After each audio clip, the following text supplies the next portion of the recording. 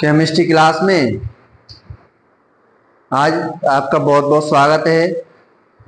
Class 11-12 की इस chemistry में आज अपन लेक्चर नंबर 13 को पूरा करेंगे और आज इस लेक्चर नंबर 13 में आज हम कुछ नया पढ़ने वाले हैं, यानी अगले फंक्शनल ग्रुप के बारे में पढ़ेंगे, अगले क्रियात्मक समूह के बारे में पढ़ेंगे। जीओसी का यानी जनरल ऑर्गेनिक केमिस्ट्री का लेक्चर नंबर 13 है। जी बच्चों, इस लेक्चर को आप बहुत अच्छे तरीके से देखेंगे जिससे आपको ये अच्छे तरीके से समझ में आ सके। पिछले लेक्चर में मैंने आइसोसाइनाइड और ईथर के बारे में पढ़ाया था, यानी किसके बारे में पढ़ाया था? ईथर के बारे में पढ़ाया था। मैंने बताया था ईथर का जो फॉर्मूला क्या होता है, R bond O bond R होता है। इसका जो प्रीफिक्स होता है, यानी जिसे हम पूर्व लग्न बोलते हैं, क्या होता है? मैंने बताया भी था, एल्कोक्सी एल्केन। यानी प्रीफिक्स क्या बताया था इसका? एल्कोक्सी एल्केन बताया था। प्रिय साथियों, आज हम नए टॉपिक पे बात करेंगे। इसको हम पहले बता चुके हैं, चलो इस पे आज हम बात नहीं करेंगे।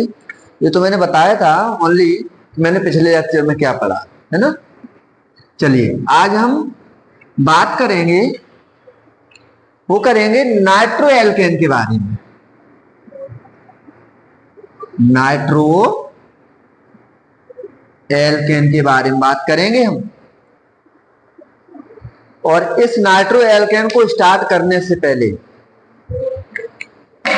मैं आपसे एक बात कहना चाहता हूं, बहुत ही इंपॉर्टेंट है और महत्वपूर्ण भी है ना। मैं आपसे एक ही बात कहूंगा कि बाद में तो आप स्किप करके चले जाते हैं। सबसे पहले आप एक काम करिए, इस चैनल को सब्सक्राइब कर लें, जिससे हमारा आने वाला वीडियो आपके लिए महत्वपूर्ण हो। और इसको लाइक एंड शेयर, अपने साथियों को अधिक से अधिक संख्या में शेयर करें, जिससे अन्य तुम्हारे साथ साथ अन्य बच्चों को भी इसका लाभ मिले। चलिए हम इस नाइट्रो एल्केन के बारे में बात करते हैं। क्या होता है नाइट्रो एल्केन? ये होता है आर बॉन्ड NO2। क्या होता है? R bond NO2। आर क्या है? मैंने बताया है ये एल्किल ग्रुप है, ठीक है। इसका सफिक्स जो होगा क्या होगा? सॉरी, इसका प्रीफिक्स, सफिक्स नहीं होता है। ना ही ईथर का सफिक्स होता है, ना ही नाइट्रो एल्केन का, नाइट्रो का सफिक्स होता है। क्या होते हैं इनके प्रीफिक्स होते हैं। क्या होगा प्रीफिक्स? इनका जो प्रीफिक्स होगा वो होगा नाइट्रो। जब भी हम नामकरण करेंगे तो इसको पहले लिखा जाएगा, सफिक्स लास्ट में लिखा जाता था और प्रीफिक्स पहले लिखा जाएगा। तो जो इसका प्रीफिक्स होता है क्या होगा? नाइट्रो एल्केन का नाइट्रो होगा। इसकी हम स्ट्रक्चर की बात करें, स्ट्रक्चर यानी संरचना, स्ट्रक्चर यानी संरचना की बात करें, संरचना कैसी बनेगी इसकी? R bond N double bond O arrow O। इस संरचना को आप समझ पा रहे हैं या नहीं समझ पा रहे हैं? इस संरचना को आप समझिए, तभी तो मैं कह रहा था ये बहुत ही महत्वपूर्ण है, इसको समझो अच्छे तरीके से। यहां पर ये तो बात हमको समझ में आ रही है, ये सिंगल बॉन्ड है, ये डबल बॉन्ड है। ये एरो क्या दिखा रहा है? हम एरो क्या है? चलिए इस एरो के बारे में जरा बात करते हैं। केंद्रीय परमाणु क्या है? नाइट्रोजन है। इस नाइट्रोजन का जो परमाणु क्रमांक होता है वो 7 होता है। चलिए इसका इलेक्ट्रॉनिक विन्यास निकालें हम। 1s2 2s2 2p3। अंतिम कोष में कितने इलेक्ट्रॉन हैं? 5। तो हम लिख लेते हैं नाइट्रोजन के अंतिम कोष में कितने इलेक्ट्रॉन है? 5। 3 इसकी वैलेंसी होती है, तो 3 वैलेंसी होती है तो अपने 3 परमाणुओं को ये अपने से जोड़ सकता है। दिखा दिए ना। तो ये क्या बचा इसके पास? युग्मित इलेक्ट्रॉन बचा। युग्मित इलेक्ट्रॉन बचे मतलब एक जोड़ा इलेक्ट्रॉन बचा इसके पास। एक जोड़ा इलेक्ट्रॉन क्या करेगा? जिस परमाणु के पास इलेक्ट्रॉन की कमी है या जिस परमाणु का अष्टक पूर्ण नहीं हुआ है, ऐसी स्थिति में ये क्या कर देता है? ये इलेक्ट्रॉन युग्म क्या कर देता है? डोनेट कर देता है, दान कर देता है उसका अष्टक पूर्ण कराने के लिए। तो बस तो क्या करेगा? ये डोनेट करेगा तो इस एरो के रूप में दिखाते हैं। इसे हम बोलते हैं उपसह संयोजी बंध। उपसह संयोजी बंध, इसे हम बोलते हैं उपसह संयोजी बंध बोलते हैं, यानी कोऑर्डिनेशन बॉन्ड। क्या बोलते हैं इसको हम? Coordination bond. कोऑर्डिनेशन बॉन्ड बोलते हैं इसे हम। ये वहां जुड़ता है जहां पर इलेक्ट्रॉन की कमी होती है। बस सेम कंडीशन है यहाँ पर, वही कंडीशन हमको दिखाई दे रही है। जरा इसकी ये तो अपनी जो संरचना हुई है वो बॉन्ड स्ट्रक्चर हुआ है, यानी बंध संरचना हुई है। हम जरा बिंदु संरचना की इसकी बात करते हैं तो बेहतर समझ में आएगा। इसकी हम बिंदु संरचना के बारे में बात करते हैं, यानी बिंदु संरचना। इसे हम क्या बोलते हैं? Dot structure. सभी बच्चे बड़ी ध्यान से देखें, डॉट स्ट्रक्चर आपने हाई स्कूल में पढ़े होंगे, लेकिन मैं इसको डॉट स्ट्रक्चर के माध्यम से भी नाइट्रो को समझा रहा हूं। देखिए इसको, ये तो एल्किल ग्रुप है, इसको लिखो या ना लिखो कोई फर्क नहीं पड़ता। इस नाइट्रोजन की बात करते हैं। नाइट्रोजन के अंतिम कोष में कितने इलेक्ट्रॉन होते हैं? 5।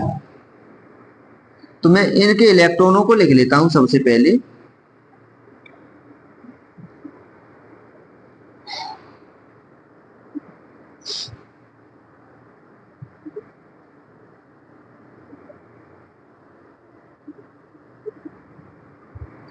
फाइव इलेक्ट्रॉन लिख लिए मैंने, दिखा दिए। इस नाइट्रोजन के पास कितने इलेक्ट्रॉन है? इसके बैलेंस शेल में 5 इलेक्ट्रॉन है। ऑक्सीजन, चलिए ऑक्सीजन की बात कर लेते हैं। ऑक्सीजन का परमाणु क्रमांक 8 होता है। क्या निकलेगा? 1s2 2s2 2p4 4 2 6 2 8। Balance shell में कितने इलेक्ट्रॉन है? 6। तो ऑक्सीजन के बैलेंस शेल में कितने इलेक्ट्रॉन होते हैं? एन। ओ कितने? एक तो ओ ये रहा और एक ए, एक ओ ये दिखा देते हैं। तो इसके बैलेंस शेल में, ऑक्सीजन के बैलेंस शेल में कितने इलेक्ट्रॉन होते हैं? 6। 1 2 3 4 5 6। ऑक्सीजन के बैलेंस शेल में कितने इलेक्ट्रॉन है? 6। तो इसके पास भी 6 होंगे फिर। 1 2 3 4 5 6। क्या होगा भाई? भाई सभी जितने भी परमाणु हैं, नाइट्रोजन ऑक्सीजन ऑक्सीजन, सभी अपना अष्टक पूर्ण करना चाह रहे हैं। लेकिन देखें यहां से, नाइट्रोजन के पास अभी 5 इलेक्ट्रॉन हैं। इसको अभी कितने अष्टक पूर्ण करने के लिए कितने इलेक्ट्रॉन की आवश्यकता है? 3 की। तो मैं पहले ही बताया था नाइट्रोजन के पास 5 इलेक्ट्रॉन होते हैं। कितने इलेक्ट्रॉन होते हैं? 5। तो ये कितनी बैलेंसी होगी इसकी? -3। मतलब नाइट्रोजन को 3 इलेक्ट्रॉन चाहिए। चलिए ऑक्सीजन की बात करते हैं। ऑक्सीजन की बैलेंस शेल में कितने इलेक्ट्रॉन होते हैं? 6। तो इसकी बैलेंसी कितनी होती है? इसकी बैलेंसी कितनी होती है? -2। मतलब ऑक्सीजन को 2 इलेक्ट्रॉन चाहिए। चलिए देखते हैं, 1 2 3 4 5 6 6 इलेक्ट्रॉन तो ऑक्सीजन के पास है। कितने इलेक्ट्रॉन चाहिए? 2। तो 2 किससे ले लेगा? इस वाले नाइट्रोजन से ले लेगा। तो जब ये ले लेगा तो ऑक्सीजन का अष्टक पूर्ण हो जाता है। लेकिन नाइट्रोजन ने ऑक्सीजन को इलेक्ट्रॉन कितने दिए? 2। तो 2 दिए हैं, 2 ही फिर नाइट्रोजन क्या करेगा? इस ऑक्सीजन से लेगा। लेकिन इतने से बात उसकी बनने वाली नहीं है, क्योंकि 5 तो हैं, 2 इसके ले लेगा तो फिर 1 कहां से आएगा? 1 इसका मैं बताता हूं कहां से आएगा। जो इधर जो बॉन्ड दिख रहा है ना, इधर का बॉन्ड, ये क्या है? R। मतलब कोई कार्बनिक यौगिक है, यानी कोई एल्किल समूह है, उसका बॉन्ड इसका अष्टक पूर्ण कर रहा है। तो कैसे अष्टक पूर्ण करेगा, इसका भी इलेक्ट्रॉन होगा और इस नाइट्रोजन का भी इलेक्ट्रॉन होगा। तो ये क्या करेगा, एक इलेक्ट्रॉन ये किसको दे देगा, नाइट्रोजन को दे देगा। एक इलेक्ट्रॉन किसको देगा, ये इस नाइट्रोजन को देगा। और दो तो ऑक्सीजन से लिए, क्योंकि ऑक्सीजन को इसने कितने दिए हैं, 2 दिए हैं, तो फिर ऑक्सीजन से 2 लेगा भी। तो 2 ऑक्सीजन से ले लिए, कितने होगा, 5 2 7, एक इसका ले लेगा, कितने हो जाएंगे, 8 इलेक्ट्रॉन नाइट्रोजन के पास हो जाएंगे। तो लेन देन कितने इलेक्ट्रॉन का हुआ है, नाइट्रोजन ने 2 इलेक्ट्रॉन दिए हैं, 2 ही लिए हैं।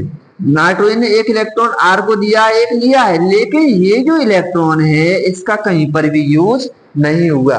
तो ऐसी कंडीशन में अब देखिए, नाइट्रोजन का अष्टक पूर्ण हुआ, ऑक्सीजन का अष्टक पूर्ण हुआ, लेकिन इस ऑक्सीजन का क्या करें, इसके पास अभी 2 इलेक्ट्रॉन की कमी है। तो ऐसी कंडीशन में ये जो इलेक्ट्रॉन है, ये जो इलेक्ट्रॉन है किसको दे देगा, इस ऑक्सीजन को दे देगा। बस वही मैंने स्ट्रक्चर यहाँ पर दिखाया है। ये क्या है, कोऑर्डिनेशन बॉन्ड यानी उप सहसंयोजी बंध है, जहां इलेक्ट्रॉनों की कमी होती है जिस परमाणु के पास, उसको ये क्या कर देता है, दे दिया जाता है, इलेक्ट्रॉन युग्म। तो इसके बारे में कुछ इतनी सी जानकारी है नाइट्रो के बारे में, नाइट्रो एल्केन के बारे में। चलिए इसके ऊपर हम बात करते हैं, नाइट्रो एल्केन के ऊपर हम नामकरण करते हैं, नोमेनक्लेचर करते हैं इसके ऊपर। तो चलिए पहले छोटा सा नोमेनक्लेचर देखते हैं। यहाँ पर CH3 CH2 CH2 मैंने NO2 लगा दिया।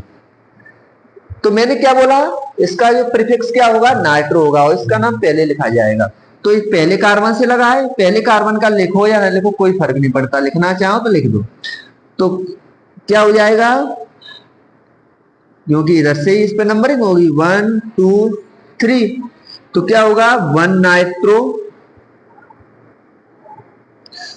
1 नाइट्रो, 3 कार्बन की मुख्य चेन है, क्या हो जाएगा, प्रोपेन, 1 नाइट्रो प्रोपेन। चलिए आगे देखते हैं, CH3 CH2 CH NO2 CH3, इसका देखते हैं। भाई फंक्शनल ग्रुप है ना नाइट्रो, जिधर से हमको नजदीक मिलेगा उधर से ही हम इस पे नंबरिंग कर देंगे, उधर से इस पे मुख्य चेन का भी निर्माण करेंगे। तो देखिए ये पहला और दूसरा, दूसरे कार्बन पर नाइट्रो लगा है 1 2 3, इधर से गिनने पर तीसरे पे लगा है, तो नजदीक कहां मिलेगा, इधर से। तो 1 2 3 4, तो इधर से नजदीक है। तो देखते हैं क्या नाम होगा इसका, 2 नाइट्रो, 4 कार्बन की है चेन, 2 नाइट्रो ब्यूटेन। और भी बात करते हैं इसके बारे में, CH3 CH double bond CH CH NO2 CH2 CH3। देखो ये किधर से नजदीक मिलेगा हमको, 1 2 3 4 पर लगा है, 1 2 3 पर लगा है, तो इधर से पास है, तो इधर से इस पर नंबरिंग कर दो 1 2 3 4 5 6, डबल बॉन्ड भी लगा है, तो मुख्य चेन अपनी यही बनी है। तो क्या नाम होगा इसका, पहले लिखा जाएगा। तो 3 नाइट्रो, मुख्य चेन 6 कार्बन की है, तो हो जाएगा 3 नाइट्रो हेक्स, बॉन्ड नेम क्या होगा, डबल बॉन्ड लगा है 4 इन, क्या हो जाएगा 3 नाइट्रो हेक्स 4 इन। इस प्रकार से हम इसका नामकरण करते हैं। और भी देखो इसके अंदर,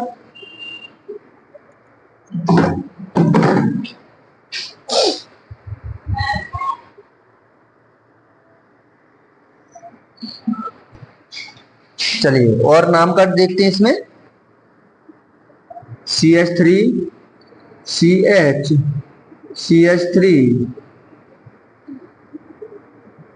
CH double bond CH CH NO2 CH2 CH3, इसका नामकरण देखें।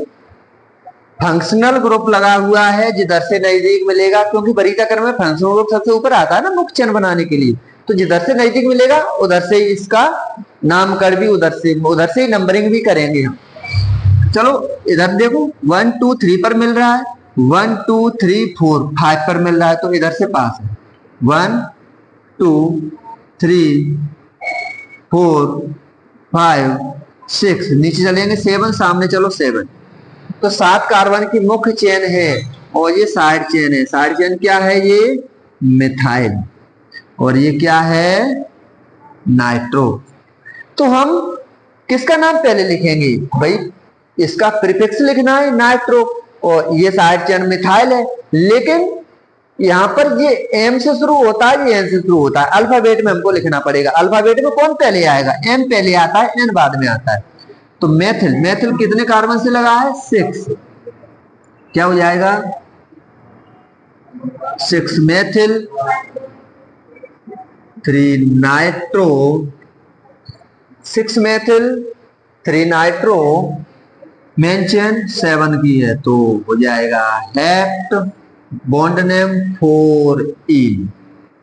इस प्रकार से हम नाइट्रो एल्केन का नामकरण करते हैं। चलिए और आगे देखते हैं हम नामकरण को। अब हम बात करते हैं हैलोजन की। किसकी बात करते हैं? हैलोजन की बात करते हैं।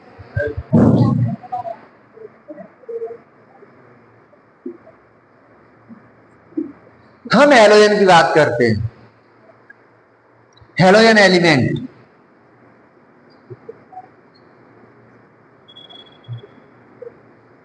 बहुत ही महत्वपूर्ण है।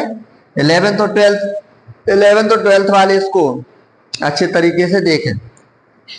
इसको बोला जाता है हैलोजन तत्व। हैलोजन एलिमेंट होते क्या हैं? अपनी आधुनिक आवर्तसारी में हैलोजन एटम यानी हैलोजन तत्व किसको कहा जाता है?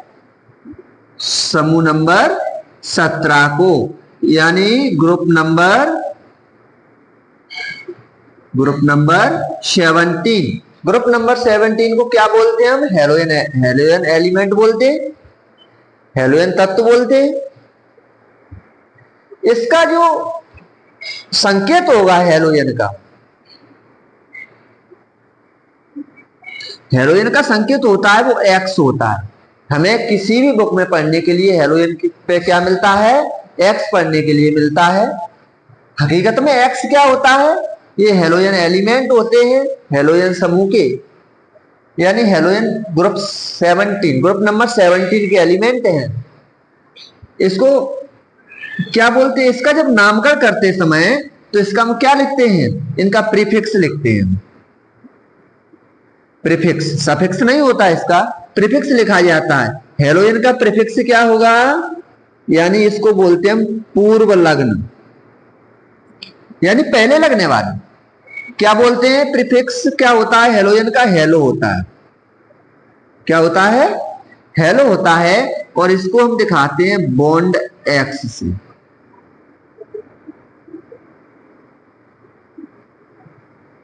एक्स बॉन्ड से, ठीक है।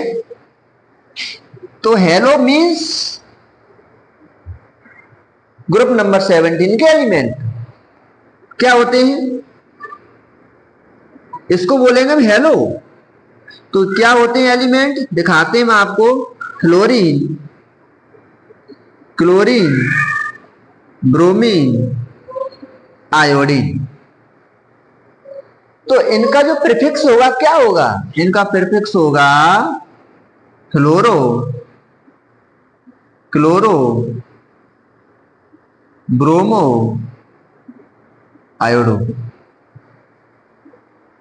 X means fluorine, chlorine, bromine, iodine. जब भी प्रीफिक्स की बात आती है, नामकरण की बात आती है, तो इसका हमें प्रीफिक्स लिखना पड़ता है फ्लोरो, क्लोरो, ब्रोमो और आयोडो। वैसे इसका पूरा नाम क्या है? फ्लोरीन है, ये क्लोरीन है, ब्रोमीन है और ये क्या है? आयोडीन है। इसका प्रीफिक्स क्या लिखा जाएगा? फ्लोरो, क्लोरो, बी आर का ब्रोमो और आई का iodo.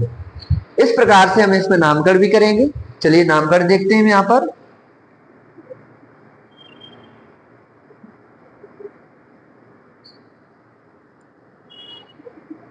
CH3, CH2, CH2, Br।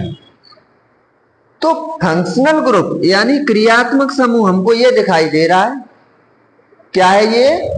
Bromo. क्या है ये? ब्रोमो। यानी इसका प्रीफिक्स ब्रोमीन का क्या लिखेंगे? ब्रोमो। और पहले लिखा जाएगा तो क्या पहले कार्बन से लगा है? लिखो या ना लिखो, लिख दो यहाँ पे फर्स्ट ब्रोमो। कितने कार्बन की चेन है? 1 2 3। First bromo propane. वैसे इसको लिखते हैं हम R bond X. R bond X. R क्या है? एल्किल समूह है। एक्स क्या है? हेलोजन समूह है। तो चलिए देखते हैं हम इसको क्या लिखते हैं। वैसे एल्किल हैलाइड बोलते हैं इसको। क्या बोलते हैं हम इसको?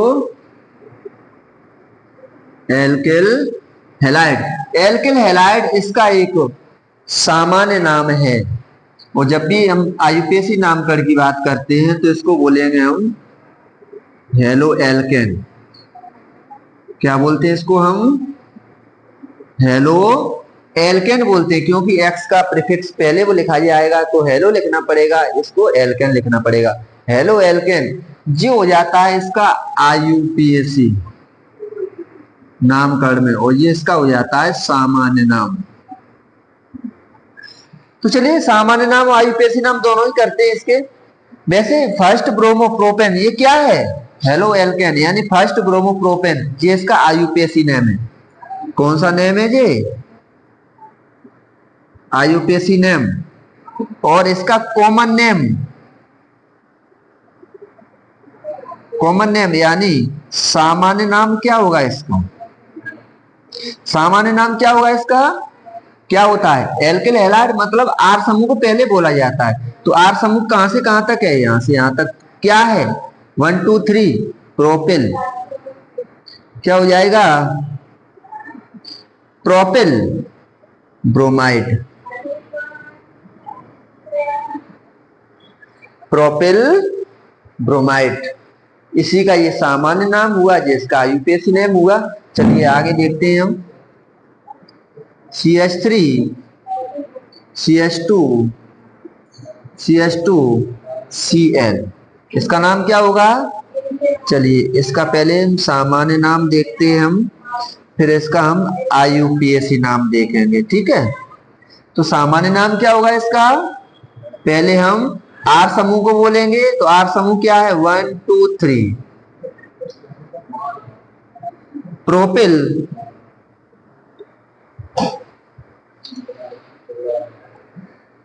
Propyl chloride. प्रोपिल क्लोराइड इसका नाम पहले सामान्य में बोला जाता है ना। तो आईयूपीएसी में हमें जो Cl यानी जो भी फंक्शनल ग्रुप है उसका हमें क्या लिखना पड़ेगा? यहाँ प्रीफिक्स लिखना पड़ेगा। तो इसका नाम हो जाएगा फर्स्ट क्लोरो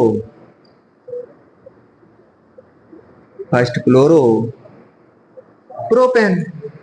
इस प्रकार से ये नाम हुआ। चलिए और भी देखते हैं हम। CH3 CH2 C Br Cl, चलो यहाँ पर भी Br लगा देते हैं हम। Br CH2 CH2। अब इस प्रकार से ये लगा हुआ है 1 2 3 3 कार्बन से लगे हुए हैं। 1 2 3 3 कार्बन से बराबर हैं। किधर से भी हम इस पे नंबरिंग कर सकते हैं जब बराबर है तो, है ना। 1 2 3 4 5 3। अब इसका पहले प्रीफिक्स लिखना पड़ेगा ना। तो 3 कार्बन से ब्रोमीन ब्रोमीन 2 जुड़े हुए हैं, तो यहाँ पे लिखेंगे हम 3,3 यानी 3,3। ब्रोमीन कितने? 2। इसका प्रीफिक्स ब्रोमो होगा तो 2 है ना, तो डाई ब्रोमो। क्या हो जाएगा? 3,3 डाई ब्रोमो पेंटेन। इसी प्रकार से और भी हम आगे चलते हैं। CH double bond CH bond C Br I CH CH3। इसको देखते हैं। 1 2 3 4 पर लगे हुए हैं फंक्शनल ग्रुप। 1 2 3 3 पर लगे हुए हैं, इधर से पास मिल रहा है हमको तो इधर से नंबरिंग कर दो। 1 2 3 4 5 6। तो इनका नाम पहले लिखना पड़ेगा हमको। तो लिखिए, ये आयोडो है, ये ब्रोमो है। अल्फाबेट में कौन पहले आएगा? ब्रोमो के आयोडो? ब्रोमो पहले आएगा, है ना। तो यहां पर पहले लिखेंगे हम 3 ब्रोमो डैश। कोमा का यूज नहीं किया जाएगा, ध्यान रखना। कोमा का यूज कहां करते हैं? 2 डिजिट के बीच में, यानी 2 अंकों के बीच में हम कोमा का यूज करते हैं। अन्यथा की स्थिति में हम डैश लगाएंगे, हाइफन लगाएंगे, जैसे हम बोलते हैं 3 ब्रोमो 3 आयोडो। जैसे मैंने 2 डिजिट के बीच में लगाया ना कोमा, इस प्रकार से, और कहीं कोमा नहीं लगता। 3 bromo 3 iodo mention hex bond name 4E, hex 4E। इस प्रकार से इसका नामकरण हम करते हैं। चलिए, आज नामकरण में इतना ही करते हैं। ये क्लास कैसी लगी आपको? शेयर करके सभी अपने दोस्तों को बताएं। अगर क्लास ये आपको पसंद आई है तो इसको लाइक करें, शेयर करें एंड सब्सक्राइब करें। ठीक है ना? Thank you.